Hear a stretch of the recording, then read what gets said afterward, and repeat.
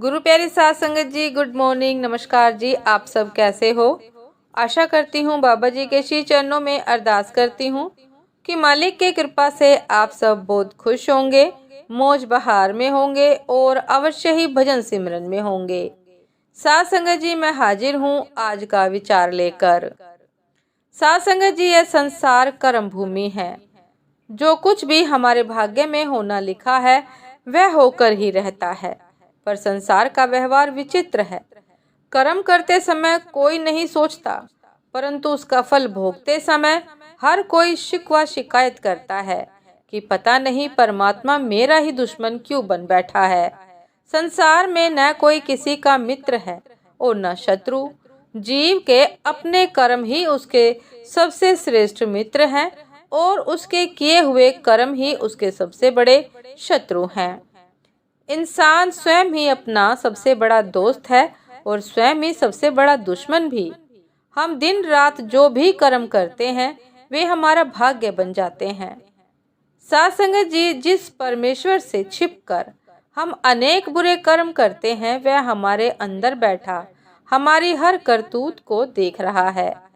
यह ठीक है कि हमारा भाग्य परमेश्वर लिखता है, परंतु लिखता हमारे ही कर्मों के अनुसार है। हम जो भी कर्म करते हैं वे हमारे साथ जाते हैं और हमें देर सवेर उनका फल भोगना पड़ता है।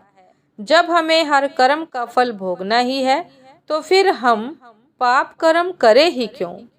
जब अपनी छुरी अपनी ही गर्दन पर चलेगी तो बुरे कर्मों से क्यों न बचकर रहे।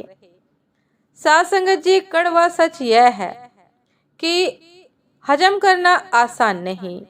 किसी ने बाबा जी से पूछा कि अगर हमारी किस्मत में जो लिखा है हमें उतना ही मिलता है, तो जब हम किसी गलत तरीके से लोगों से, अपने रिश्तेदारों से या विश्वासियों से पैसे ऐंठते हैं तो क्या वह भी हमारी किस्मत में लिखा हुआ ही था या हमने नया कर्म किया?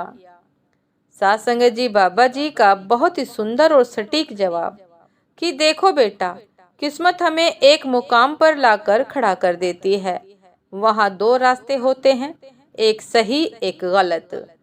हमें परमात्मा ने विवेक दिया है, सही और गलत की परख करने की ताकत दी है।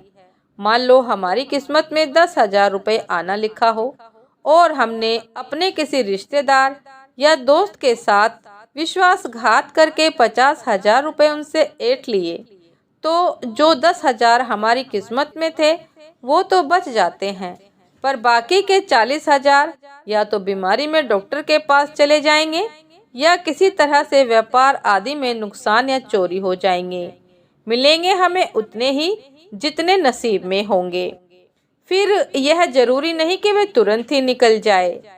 वो पैसे भले ही कुछ समय हमारे पास रहेंगे पर वे हमारे नहीं हो सकते। और तो और उसका कर्म भी बहुत ही बड़ा बनता है, जिसके लिए मान लो हमने खुद ही नरक का दरवाजा खटखटाया हो। तो साध संगत जी, ये था आज का विचार कि बुरे कर्मों से बचना चाहिए। यदि हम बुरे कर्मों से नहीं बचेंगे तो ये बुरे कर्म ही हमारे सामने आकर हमारी किस्मत को, हमारे भाग्य को बुरा बना देंगे, क्योंकि बुरे कर्मों का फल हमें अवश्य भुगतना ही पड़ेगा। क्योंकि साध संगत जी, मिलना वही है जो हमने कर्म किया है। जैसा हमने कर्म किया है तो भुगतना भी पड़ेगा। साध संगत जी, ये था आज का विचार। आपका दिन शुभ हो, मंगलमय हो। नमस्कार जी। सदा खुश रहिए, मुस्कुराते रहिए, भजन सिमरन करते रहिए। नमस्कार जी।